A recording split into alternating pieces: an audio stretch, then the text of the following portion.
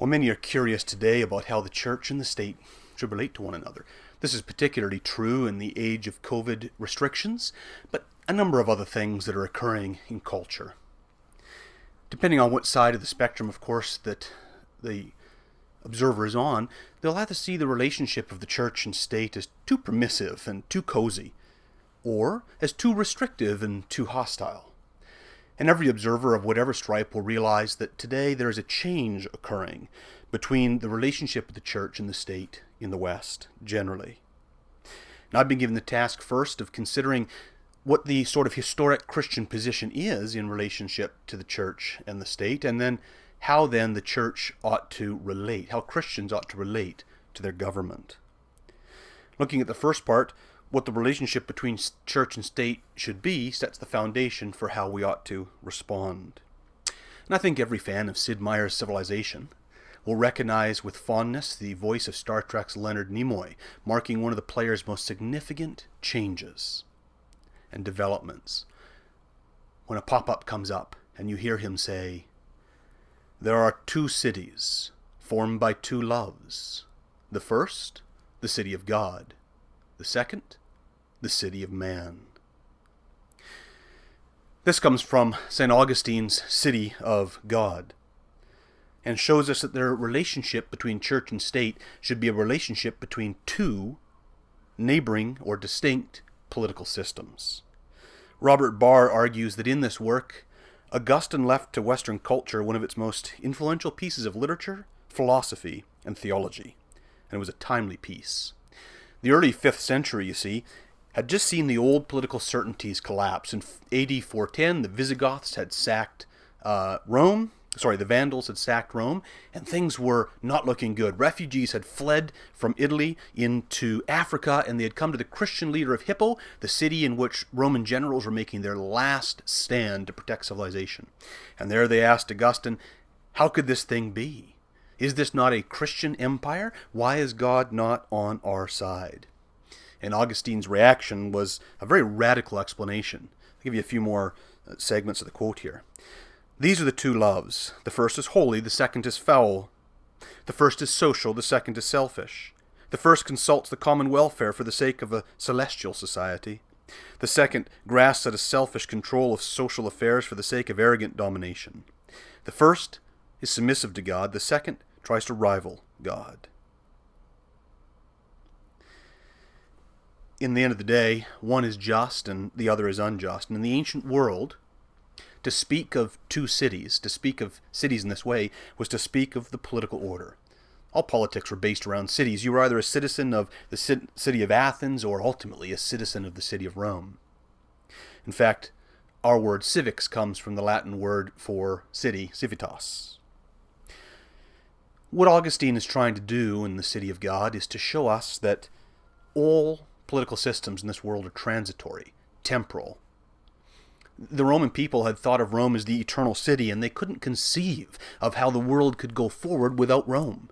Where else would hope be found? Where would peace and stability be found? And Augustine says, no, it's not found in the temporal politics of the city of man. It is found in the permanent politics of the city of God. The Christian is not only a citizen of the nation they live in this world. All nations in this world are subparts of the city of man. But the city of God is coming and moving away the politics of the city of man. And as it is doing so, Christians are brought into the new political reality. And as they live in the cities of this world, which are still dominated by the city of man, Christians have a role and a duty. Their duty is to live out the values and realities of the city of God, to demonstrate to all people what their founder taught. To paraphrase Christianity's founder, Jesus Christ, Christian society was to be in the world, but not of the world. The Gospel of John, for example, records Jesus' description of his followers. "They are not of the world," he said, "just as I am not of the world." So the relationship between the church and the state can first be comparable to the relationship between two civic orders, two political neighbors. But those neighbors are placed together in a relationship and in such a way that the relationship becomes a relationship of an embassy in a foreign land.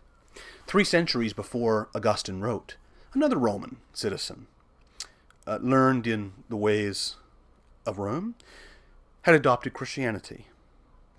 And at that time, Christianity was not in the position it had been in Augustine's time. It was not a Christian empire, but an anti-Christian empire, an empire that was fairly hostile to Christianity.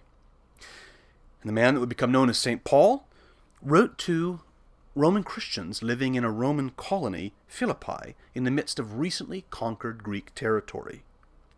The settlers there were surrounded by an ancient dominant Greek culture, and they were called upon by Rome to live in such a way that their behavior and habits and functions would show the Greeks that it was to their benefit to basically become Roman. This became a word picture for St. Paul to write to the Christians of the city, that our citizenship is in heaven. As such, he instructed the Philippians, behave as citizens worthy of the gospel, just as Rome called them to do in the Greek territories. In another letter to the community of Christians at Corinth, a prominent Greek city, Paul explained, look, we are ambassadors for Christ, God making his appeal through us.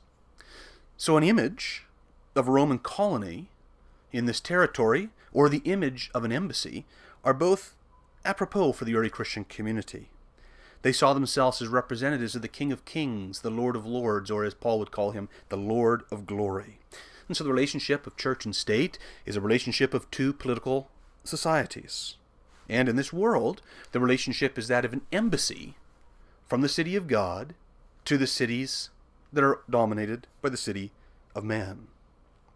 Sometimes these embassies will be formally recognized and honored and have a place of respect in community, and other times they won't formally be embassies at all. They'll be missions.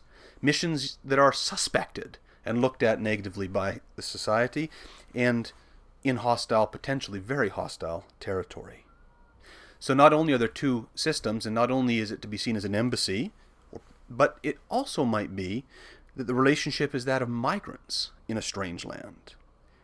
One late 1st or into early 2nd century writer, known as an apologist, made a case for the toleration of Christians in the Greco-Roman Empire. The writer described the aliens, the strangers, the migrants, or pilgrims who lived amongst the Greeks as strangers in a strange land. Here's just a few words from what he wrote. Christians are neither by country or language or custom distinguished from the rest of humanity. For they do not dwell somewhere in their own cities, nor do they use some strange language, nor do they practice a particular way of life. But he writes, while living in both Greek and barbarian cities, as each have obtained by lot, and while following the local customs both in clothing and in diet and the rest of the life, they demonstrate the wonderful and most certainly strange character of their own citizenship. They live in their own countries, but as aliens. They marry like everyone else, they bear children, and so on. They set a common table. They happen to be in the flesh, but they do not live in the flesh. They spend time upon the earth, but they have citizenship in heaven. They obey all of the appointed laws, and in their own lives they actually surpass the laws of the land. They love all people, but by all people are persecuted. They are unknown, and they are condemned. They are put to death, but made alive. They are poor, but make many rich. They lack everything, and they have abundance in everything. They are dishonored, and in dishonored glorified. They are slandered, but they are vindicated. They are reviled, but they give blessing. They are insulted, but they give honor. And when doing good, they are punished as evildoers. When punished, they rejoice as having received life. To put it simply, what the soul is in the body is what the Christians are in the world. This seems to be a reflection of what Jesus' leading disciple, Peter, wrote when he wrote to the elect exiles scattered throughout the empire. I urge you, he said, as sojourners and exiles, to abstain from the passions of the flesh which war against your soul. Keep your conduct among the Gentiles honorable, so that though they speak of you as evildoers, they may see your good deeds and glorify God. Be subject for the Lord's sake to every human institution, whether the emperor is supreme or the governor sent by him. For this is the will of God, that by doing good you should put to silence the ignorance of your opponents. Live as people who are free, he concludes, but not using your freedom as a cover-up for evil. But as servants of God, honor everyone. In sum, the church and the state are two separate but related civilizations. Sometimes the relationship is one of respected embassy, and other times a suspect mission. Second, the church should relate to the state in practical ways. Having understood the historic Christian understanding of the relationship between church and state, the church ought to relate to the state in practical ways that reflect this. There are three practical applications that I see coming out of this historic Christian view of the relationship between church and state. First, Christians should not hitch themselves to any particular political party or solutions. Second, Christians should determine what sort of relationship their embassy has with the current state or government they dwell with, and then respond accordingly. Third, Christians should use whatever legal means they have in order to maintain the dignity and rights of an embassy of the kingdom of heaven. So to go to that first point, Christians shouldn't hitch themselves to a particular political party or agenda. Christianity is political, but it should be politically apolitical. There's no doubt that everything about Christianity has a political impact. But our politics, Christianity's politics, are simply not of this world. Confusion around Christian interaction and secular government is simply nothing new. In fact, the first century Roman government didn't know what to do with Christianity's founder. Remember, when Pilate had Christ before him, he asked him, "Are you the king of the Jews? Are you a political adversary to Rome?" And Jesus replied to him that the truth was much more complicated, that his kingdom was a spiritual kingdom, not of this world. Pilate, in frustration, said, what is truth? And then put Jesus to death. Not an auspicious start to the interaction between church and state, but that was the start. The city of man simply doesn't understand the city of God. One major mistake Christians have made so many times throughout the centuries is thinking that a political movement is going to be their great hope.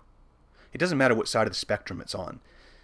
For example, Martin Lloyd-Jones laments at the beginning of the 20th century that many Welsh churchmen had hitched themselves to the Labour Party, a left-wing party in Great Britain, hoping that they would bring about a utopia. It didn't work. They were disappointed. Many early 21st century Christians more to the right side of the spectrum, in the United States, for example, may have hitched themselves to the MAGA movement under recent President Donald Trump. Now, being politically active is not the issue.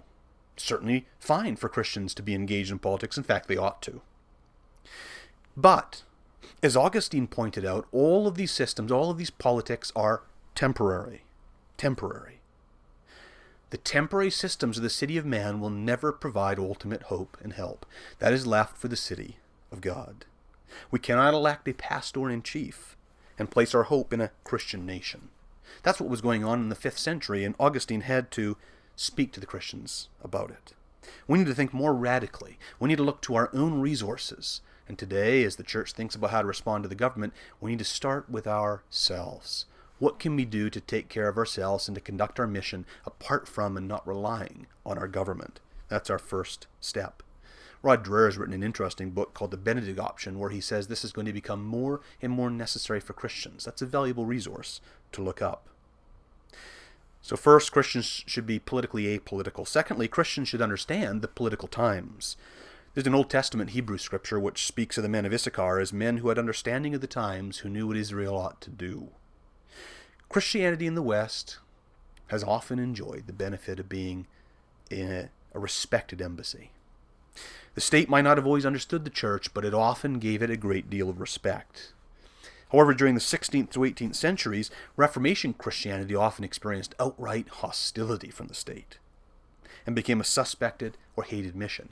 The first 3 centuries of the church, the same thing. They were a suspected and hated mission. Immediately after the fall of Rome, there were areas where the church was a suspected and hated mission. This is not something new. It goes in cycles. The church today in North America, however, continues to enjoy the immense privileges of embassy. And these freedoms should be used as opportunities to serve God. But there are certain times and places where the church will find itself more of a mission, and we need to judge that correctly before we speak out. Jesus said to be wise as serpents but innocent as doves. I'm afraid sometimes we're dumb as dodos and guilty as foxes. The church should respond differently depending on what the culture around it is like. It's not a change of message, but it's a change of approach. Finally, Christians should use the legal resources available to them.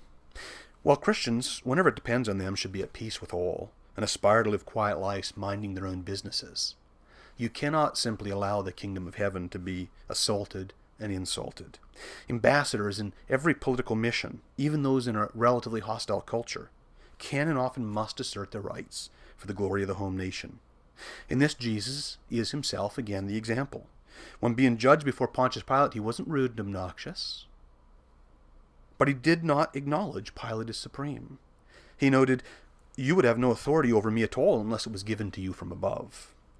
St. Paul, as a Roman citizen, also as an example, he made many appeals for the protection of Roman law over and over again. After being mistreated in Philippi in Acts chapter 17, he declared, "We are Roman citizens."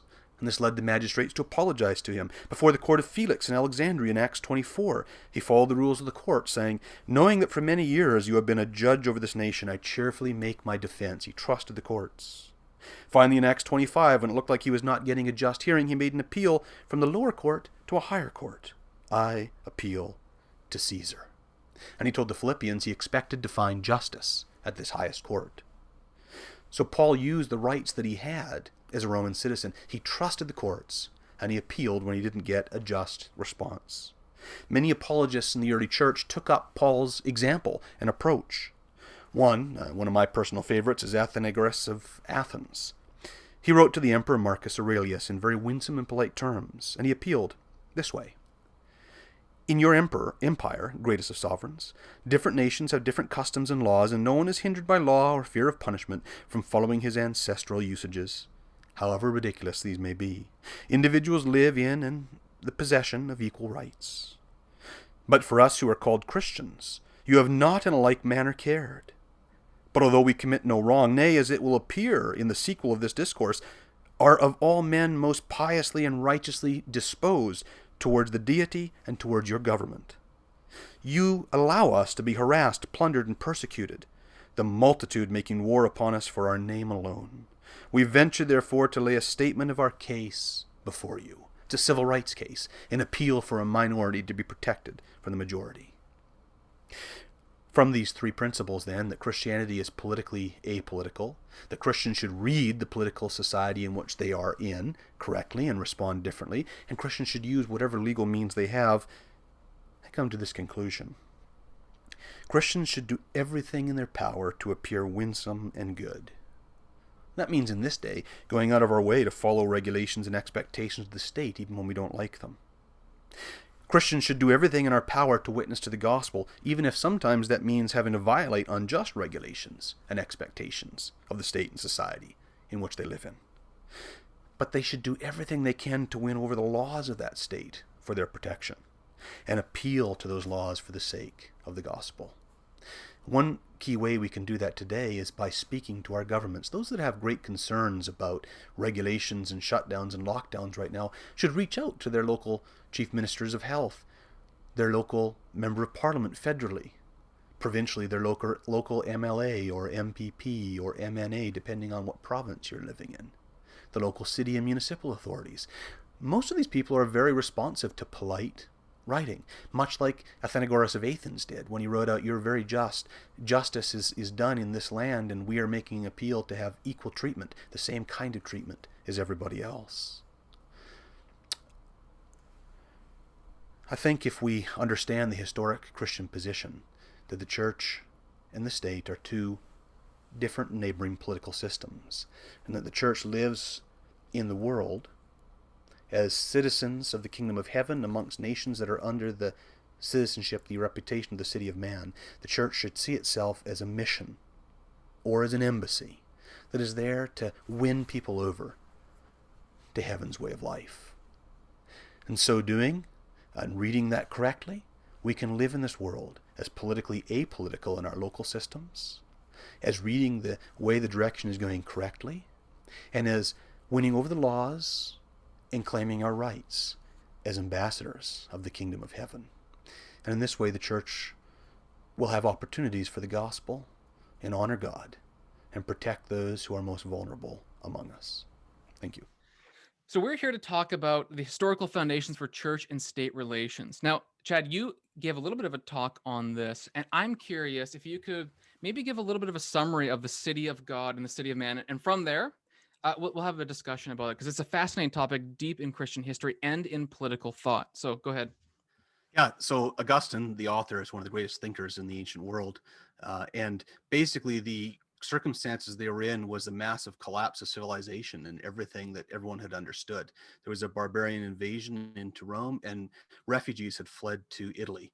And where the Roman generals were making the last stand for civilization, the people came to the spiritual leader and said, "Tell us, how can this be? If we're a Christian nation, how can this be?"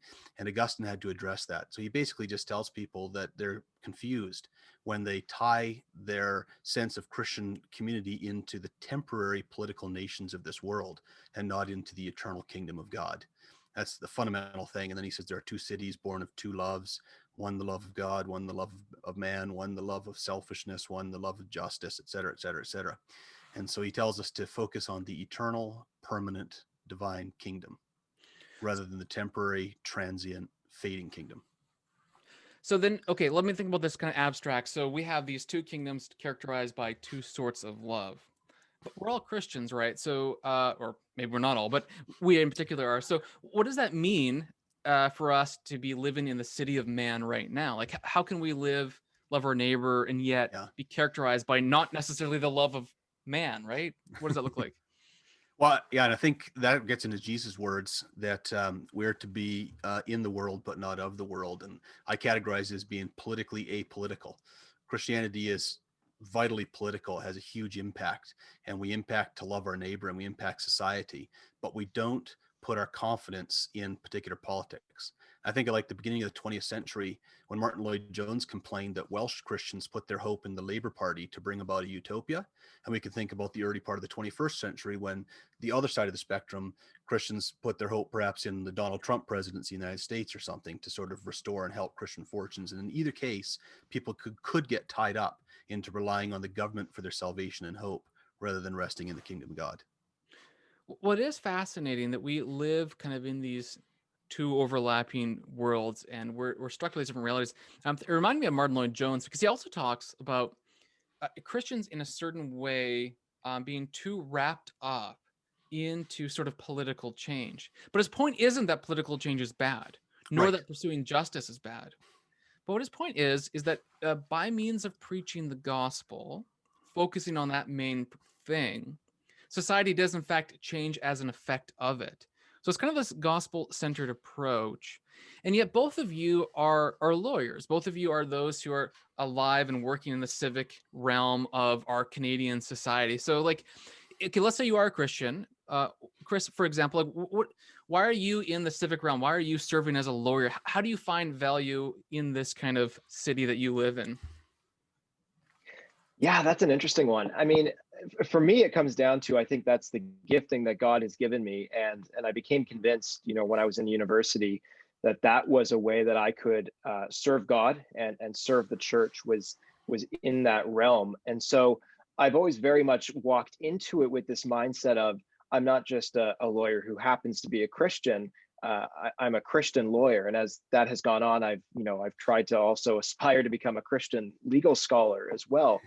But you are wearing different hats, and so in one sense, when I write a paper, for example, on the Charter of Rights or freedom of religion, sometimes I get to reference theological concepts, but more often than not, I don't. And the arguments that I'm making are not biblical arguments; they're arguments based on the law. And yet, at the same time, I have benefited greatly from thinking through what theologians throughout the history of the church have said about these issues to inform my own foundation before I go and I come up with a legal theory. So there's it's not a hidden agenda by any means, because I'm quite open about what I stand for and what I believe. But there is a translation that goes on, and I think that's maybe where it gets interesting, trying to be, as Chad, as you put it, politically apolitical, to try to bring these ideas, which are rooted in historic Christian doctrine and rooted in Scripture, and say, okay, where does that line up with our law? How can I make an argument that's consistent with those things? That's interesting. You reminded me that there is a long Christian tradition of law and theology. So there's in the Justinian Law Code, and also I think the Law Code of Theodosius I. It was used actually in Reformation Well, history in an interesting way. So in Well, Zurich, it's interesting. okay, go. Sorry, go ahead. No, I want to hear what you have to say. Then I'll tell you the anecdote. Yeah, it's funny because often in law schools they will debate and discuss what field is most similar to law, and often you'll hear literary theory, sociology, all of these things, and I'm always kind of thinking it's theology, because really when you boil it down to it, what are you doing? You are thinking in a systematic way. You're taking Yep. doctrines and you're trying to relate them to one another and figure out how to apply them consistently and purposively. And you're undertaking this kind of textual interpretation, and you're trying to think, okay, what was the historical context in which this was written? What does the text itself actually just say on its face? And how do I apply that to this Yeah. unique situation? So I think there's a lot of overlap there, and it's a shame that we don't see more of a study in Canadian public law schools about the ways in which law is similar to theology, because even if students aren't going to buy into the theology part, I think there's a lot they could learn just by thinking about those themes. Yeah. Well, even in the nature of hermeneutics, I mean, you have to approach legal historical texts with a particular way within it.